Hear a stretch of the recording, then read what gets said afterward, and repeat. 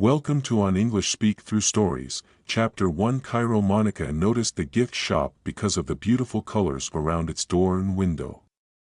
She walked through its entrance, which had a sign above it. On the sign, the word Cairo was written in bright yellow, orange, and green colors with small black figures dancing beside it. Music, inside, it was just as colorful. Large animals made of paper, painted in very bright colors, hung from the ceiling. The floor had a yellow-brown sand color to it, and the shelves held vases, plates, boxes, musical instruments, and jewelry Monica had never seen before. Music, no one seemed to be in the shop, not a salesperson or a customer. Music, light Arab music came from a stereo Monica could not see, but she moved with its sound as she looked at all the wonderful objects in the shop. She saw a blue stone on a gold necklace, which looked interesting. Drawing in the center of the stone, there was something which looked like a large round beetle with thin legs and thick antennae coming from its head. "It's an Egyptian scarab." The woman's voice surprised, then frightened Monica. She almost dropped the necklace. "I'm sorry, I didn't know anyone was here." "It's okay, my dear. I knew you would be here. Come, come." Music. The woman took Monica's arm and led her behind the sales counter to a small area where there was a round table and 2 chairs. It was dark because cloth, the color of sand with dark patterns, hung from the walls and ceilings. It was almost closed off from the rest of the shop by a curtain, so most of the light came from a few candles set around the room. It was like a small cave from somewhere far away. "Sit. I've made us some tea, black tea, the tea of judgment." Judgment, yes. The tea leaves tell us about a person's entire life. Some of us have done things we wish we hadn't. Some of us haven't done things we wish we had. Some of us are messengers. Some of us are waiting for the message. The woman wore a piece of red cloth tied around her head. It hid the color of her hair. Her eyes were large and dark, they became larger when she talked. As Monica sat at the table, she realized she still had the necklace in her hand. "This stone is quite beautiful. I've never seen anything like it. It is lapis lazuli, the ancient blue stone used to make statues for the gods. It was found in rock. And the rock had to be banded and broken to get the lapis lazuli out. That shows you how strong it is. Well, I'm sure it's too expensive for me." As Monica was about to put the necklace on the table, the woman closed her hand around Monica's to keep the stone there. "Don't let it go now that you have it. It may help you see things you never thought were possible." "But the woman put her finger on Monica's lips so that she couldn't talk. "Sit and listen, and I will tell you the story of the blue scarab." Monica held the necklace in her hand while the woman spoke. Whether it was the heat of the room, the tea, or the woman's soft voice, Monica began to fall asleep. Music. The scarab is the sacred beetle of the sun god. The most important of all the gods. It makes people see things in a different way. It is given to a different person every 100 years. The person is chosen by the sun god to act as a messenger for the dead. They see and understand things on earth that help the gods decide whether the dead have lived good or bad lives. Those who wear it are sometimes frightened because they are able to see the dead living again, but they must keep the scarab as the judgment of so many depends on them. Monica heard the woman's words as she slept.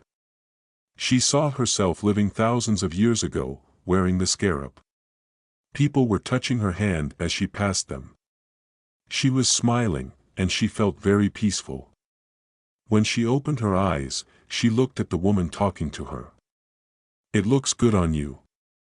Monica touched the necklace with her fingers. It was now around her neck. Music. Chapter 2. Herbie. Monica's car had a broken headlight. As she drove to a garage to have it fixed, the sun came down through the trees along the road, making everything seem more alive than usual. There was an old man cleaning the ground in front of the garage when Monica parked her car. He had his back to her, so she called to him. "Excuse me, do you work here?" The man did not turn around. "Excuse me." Monica put her hand on the man's shoulder. He turned quickly, and Monica swore her father's face frightened her. She put her hands over her mouth. Her father had died 5 years earlier when she was 18. "Dad, is that you?" Tears came to her eyes, and her hands shook. The man moved his fingers to his mouth and ears to show her he could not speak or hear. "Hello there." It was the voice of a young man Monica knew from the university. She had forgotten his name. "Music, it's Owen, remember? We met at a party last winter." "Oh, yes. I'm Monica. I suppose you've met Herbie. He just started working here this morning." Monica wouldn't look at the man, afraid of what she would see. He was talking to Owen in sign language. Owen spoke as he made the signs with his fingers. "Of course you can. I told you, Mr. Burns lets us take our lunch whenever we want, as long as you've finished your work." "Okay, you're welcome." Herbie walked away. Suddenly, Baron noticed Monica's necklace. "Is that a blue scarab you're wearing?" "Music, yes, a woman at a shop gave it to me. She wouldn't take any money for it. It was found in a chest believed to be the chest of Osiris, an ancient Egyptian god. I read about it in my class on ancient Egypt. I study archaeology. I think I saw you leaving that class once. I had an economics class right after it in the same room. It's a small world." "So, what's wrong with your car?" "Oh, it needs a new headlight." "Oh, that's no problem. I can fix that in 10 minutes. Why don't you go sit in the office while you wait? Mr. Burns will write out your bill." Music, in the office next to the garage, Mr. Burns sat behind his desk smoking a cigar. He was a short, bald man, but Monica didn't know how short until he stood up to shake her hand. "Nathan Burns, pleased to meet you. Monica Holloway. Owen's fixing my headlight." He said you write up the papers." "Certainly, I will. You just have a seat there. I'll take care of it in 2 minutes." Monica looked out of the office window at Owen working on her car. His thin, young face began to look old and tired. It was as if she was looking at a completely different man, and it frightened her. Mr. Burns' voice stopped her thinking. "How do you spell Holloway? With 2 L's or 1 what? O2HALLOWAY?" Monica went outside to see Owen as he finished his work on her car. He looked like he usually did, and Monica forgot about what she thought she had seen before. She shook his hand. "Thank you very much for your help." "Anytime. It was nice to see you again." When I walked away, Monica saw Herbie sitting on a chair by the garage door. He was eating a sandwich. She saw something on his right arm. It was a purple birthmark, the same kind her father had. "It is you, I knew it." She took a few steps towards Herbie, but she frightened him. He got up and went into the garage. When she followed him inside, she saw that he had gone.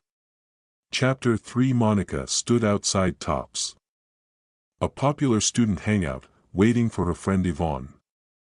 A small dog ran up to her very excitedly. It looked exactly like a dog she had when she was young. It had the same short black fur and white nose. Its nose had 4 black spots on it. The only thing different was its collar. "Oh Popeye, is that you?" She picked the dog up to let it kiss her face the way it used to. She was sure it was her dog Popeye, even though he had died when she was 12. The look in his eyes and the sound of his bark were so familiar to her. As she held the dog in her arms, a young boy pulled her jacket. "Excuse me, miss, can I have my dog back, please?" "Oh, is this yours? Of course you can.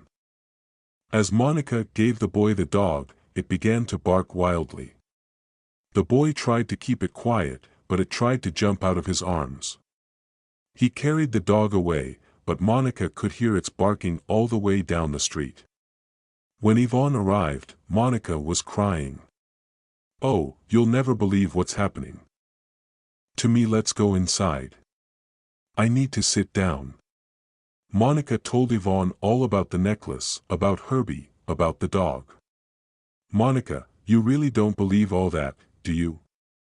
It was a mistake. Your man probably just looked like your father. You said yourself he couldn't talk. And the dog? Many dogs look the same. But it was so real, Yvonne. Maybe I just wanted to believe it was real. Look, if you don't stop this, you'll get yourself into trouble. It was a mistake. You saw something which wasn't there." Yvonne was able to make Monica relax. They ordered their pizza and began to talk about other things. When Monica saw Owen across the room. "Now don't tell me I don't see him. That's the guy who fixed my car." Owen saw them looking over at him, and he waved hello. He walked over and sat with them. "I'm glad I found you, Owen. This is Evan. Pleased to meet you. Look, I've read more about your Blue Scarab." Wait a minute. I just finished telling her that there is no such thing as ghosts, or sun gods, or whatever else you want to tell her. Yvonne, let him finish.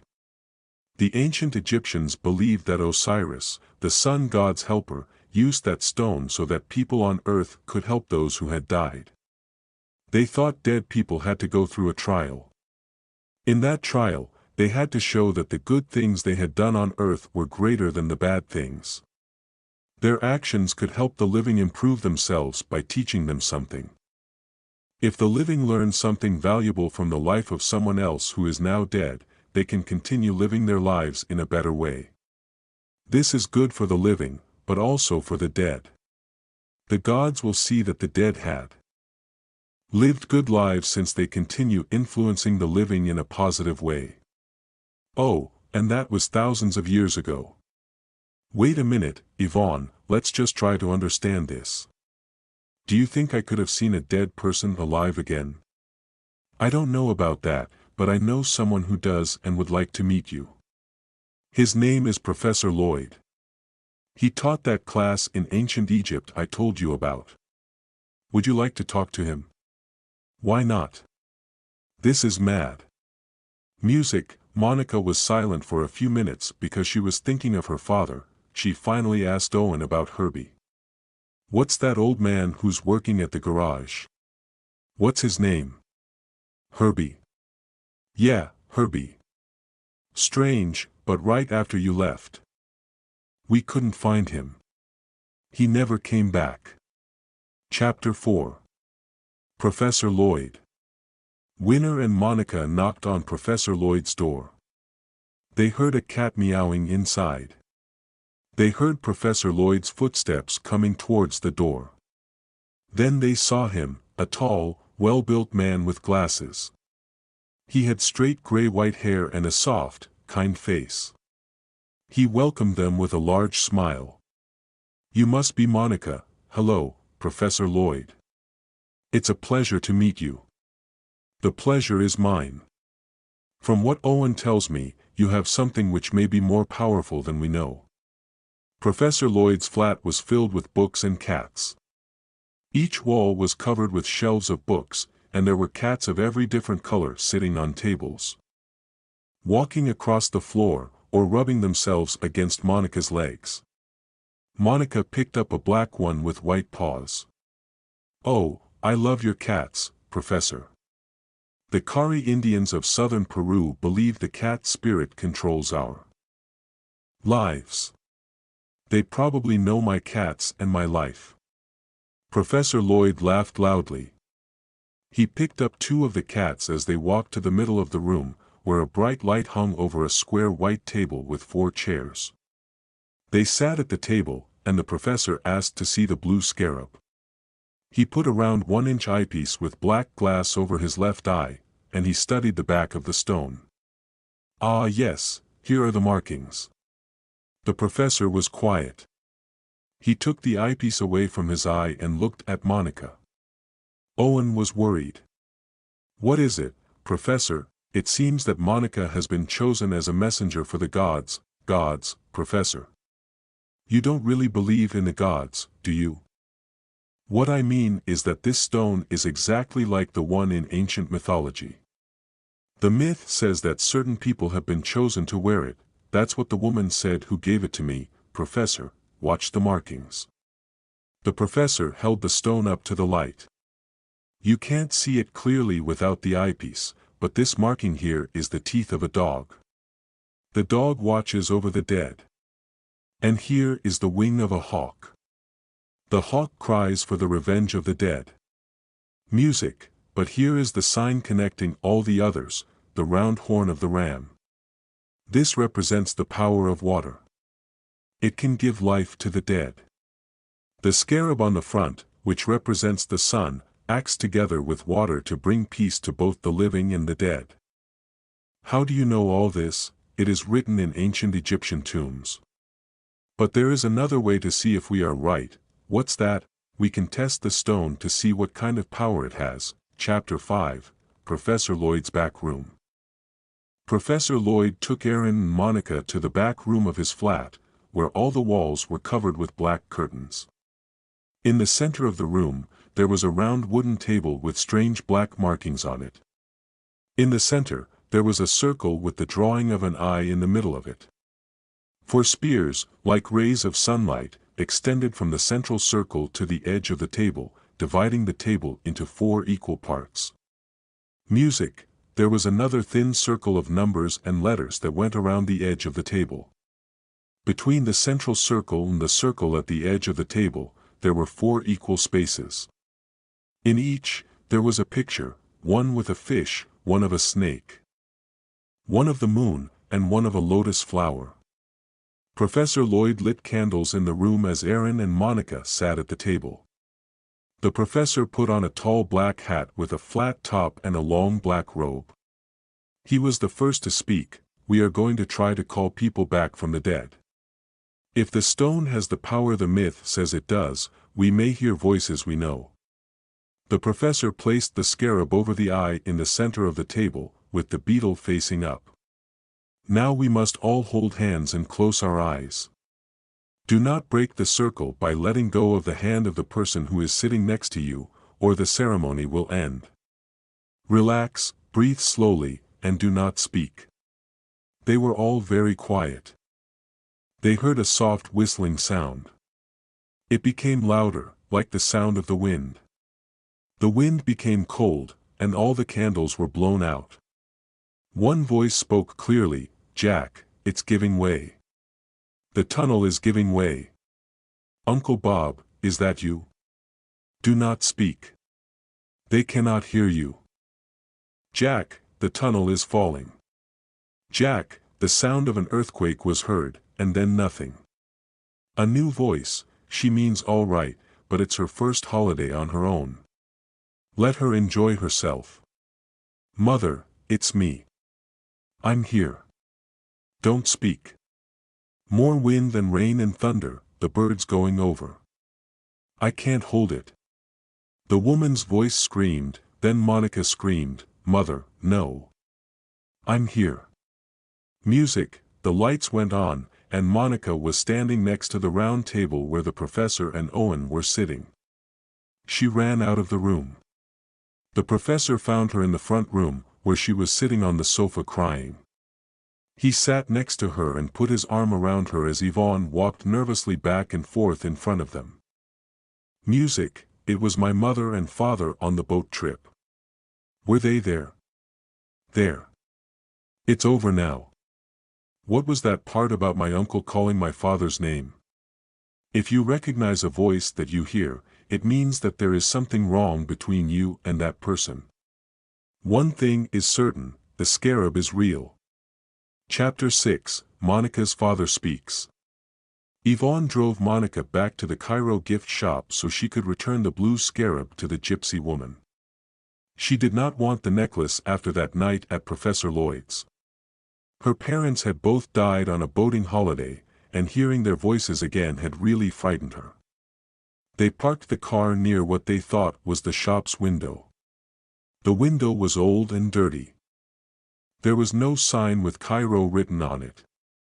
The door had wooden boards in front of it. I think it was here. Yvonne looked around the street to see if they had made a mistake. Monica wiped the dust off one of the store windows with a tissue so she could see inside. The inside had pieces of wood hanging from the ceiling. Music, there were old boards, stones, and dirt all over the floor. It looked as if it hadn't been used for a long time. Then Monica saw it hanging from the ceiling. There was one of the brightly colored paper animals. It was a bright blue scarab. Monica ran to the car. Let's get out of here. What's wrong? What's happened? Ivan got in the car, but Monica couldn't tell her what happened. Just drive me to the university. I'm not keeping this scarab. What are you going to do with it? Give it to Professor Lloyd. Ivan left Monica at the university, where Professor Lloyd had an office on the top floor of the library. Monica knocked on the door. Yes. Monica opened the door. Music, Professor Lloyd. Monica, my dear, come in, come in. Monica remembered the woman in the shop saying something similar. She took the necklace out of her bag and put it on the professor's desk. The sun was shining through the window, it hit the scarab. Music, when Professor Lloyd spoke, he had Monica's father's voice. Monica, don't be afraid. Monica covered her mouth with her hand. I know I was angry at you for not going with us on that boating trip, but you mustn't feel bad about it. You lived. Now we need your help. Keep the necklace. Live the best life possible. The professor stopped talking. Then he walked to the window. Monica sat looking at the scarab. She wasn't frightened. In fact, she felt very happy and calm. What does it mean, Professor? He did not turn to look at her. He spoke with his own voice this time. If you live a good life, you forgive others and try to help those you can. This has a great effect because it shows that you have learned something from other people's lives. By doing this, you will be able to teach others who will live after you have died. She put the scarab around her neck. The professor continued, the fact that you were chosen to wear the scarab means you can do more than others. You can help many. Really, Professor? But how can this be done? We all have people we have loved and who are now dead. We want their lives to be judged fairly. The professor never turned away from the window. Before Monica left, he said 2 more words to her, thank you. Chapter 7, and Seth Owen was reading a book about Egyptian gods. It said that Osiris, the one who judges those who die, was once a king. His brother Seth wanted to be king, so he played a trick on Osiris. He brought him a beautiful, large chest, and he told the king that he could have the chest if he could fit inside it. After the king lay down in the chest, Seth quickly closed it, threw it into the Nile River, and it sailed out to sea. Owen put the book down because he began thinking of his own father's death. His father had been killed at an archaeological site. He was a famous archaeologist, which is why Owen wanted to be one. Owen's uncle was with Owen's father when he died. He came to live with Aaron and his mother afterward, and Owen had always thought his uncle didn't care about his father's death. He never talked about him, and he behaved as if he were Owen's father. The voice he heard at the professor's suddenly meant something to him. He felt he had to talk to Monica. He remembered where she lived because he had driven her home from the professor's. He hoped she wasn't asleep. Monica was asleep when she heard the loud knocking at her door. It frightened her. Who is it? Me, Owen. Did you open the door? I have to talk to you. Owen looked awful. He held his books tightly in his arms, and his hair stood up on his head as if he had been pulling at it. Can I come in? I've got something really important to talk to you about. Yes, come in, but calm down. Monica made them some hot chocolate, but Owen told her what he had read. I still don't understand what that story has to do with your uncle. That was my uncle's voice we heard at Professor Lloyd's. I know it's wrong, but I always thought my uncle had something to do with my father's death. He never talked about it. But that has nothing to do with the scarab. It does. Don't you remember Professor Lloyd telling us about the markings on the back? Yes. Well, one of those marks was the ram's horn. It's the sign of water, which connects all the other signs. Osiris was killed by water. He looks after the dead. That's why there are the markings of the dog's teeth and the hawk's wing. Osiris' son Horus killed his uncle for his father. When Horus died, he became the hawk god who sits by his father when he judges the dead and cries for them. Monica touched the scarab around her neck. She knew that she and Owen had been brought together for some reason.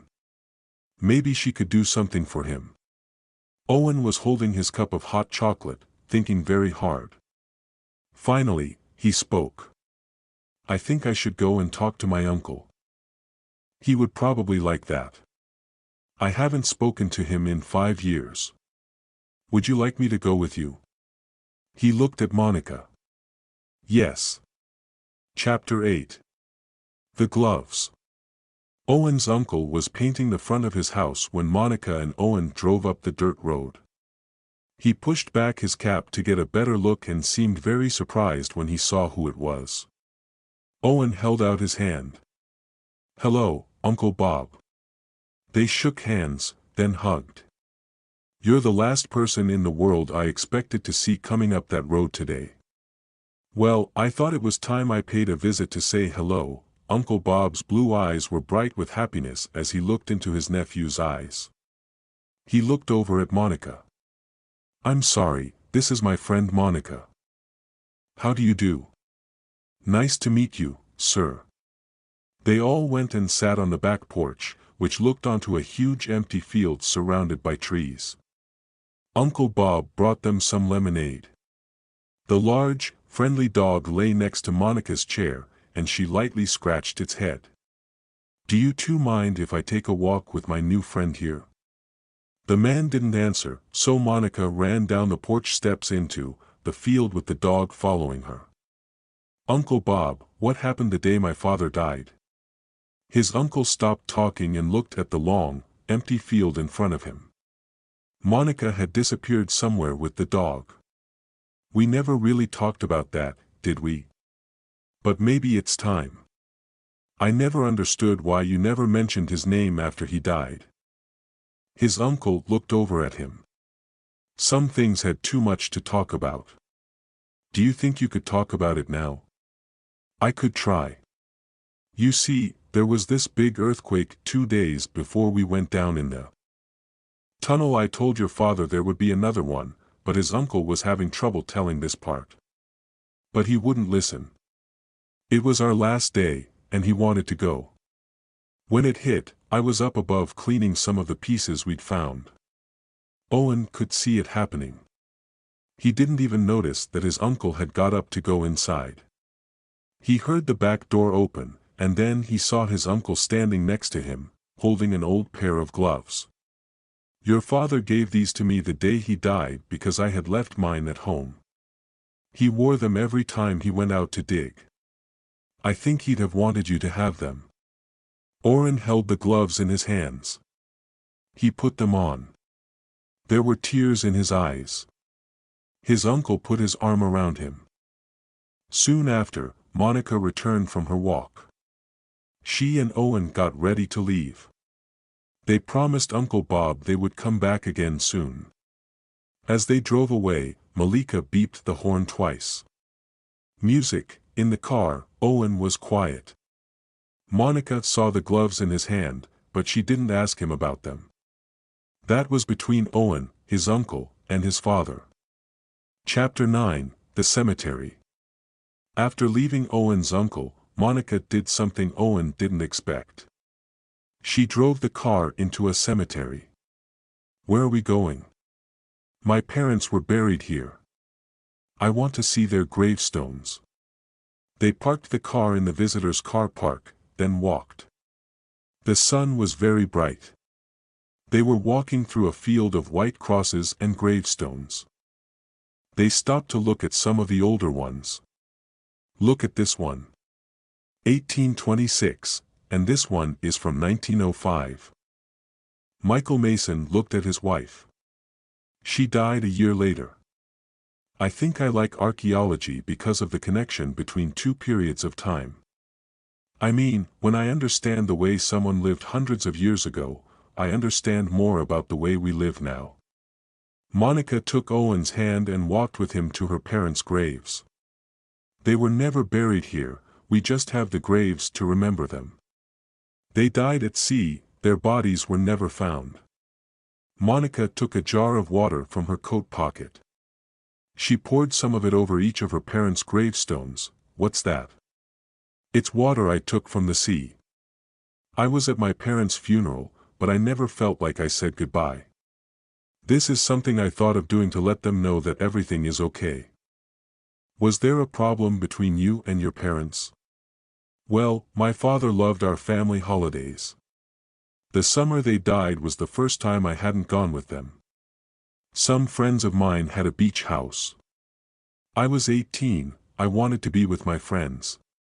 My dad and I had a big fight. We didn't talk to each other before he left on their boat trip. I felt guilty about that. In fact, I never forgave myself until I began to believe in this scarab. She touched the stone on her neck. You think your father will somehow feel that your argument meant nothing compared to how much you loved each other? Something like that.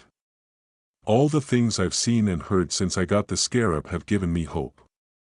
I would like to believe that I live a better life now because of the good things done by the people who lived before me. It does justify their life if what the ancient Egyptians said was true.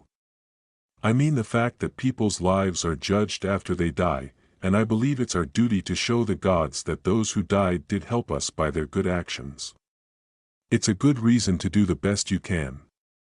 As Owen and Monica walked back to the car in the bright golden sunlight, they looked like two dark figures slowly disappearing into the distance. Chapter 10, The Blue Scarab. Monica was sitting in the living room of Owen's flat, waiting for him. He had gone to use a neighbor's telephone because his was out of order. She found a book on the table next to her. It was a library book on ancient Egypt.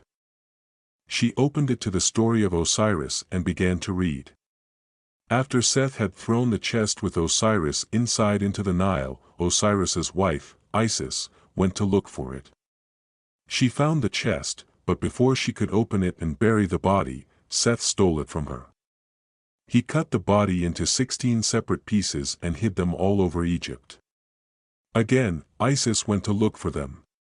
This time, she took her sister with her. Together, they found each piece. Isis had magical powers. She put the body back together with a special oil. This alone is from the tree of healing. It will keep the body after it is buried. This white cloth that I will put around him will let the gods know that he was a great king. The gods liked what Isis had done, and they rewarded Osiris. Osiris will decide on the life. If someone is just, they will be rewarded. Those who are evil and do not respect others' lives will be punished, so Osiris was made the judge of the dead. When somebody died, their soul, which left their body, was put through 42 tests. After these tests, the soul was brought before Osiris. Osiris sat in front of a pair of scales. He held a feather in his hand. Next to him, there was a man with a dog's head and a man with the head of a falcon. Osiris held the feather out to the dog's head and said, "Take this feather and place it on one end of the scale." It is the feather of truth. It will tell us who has lived a just life and who has not.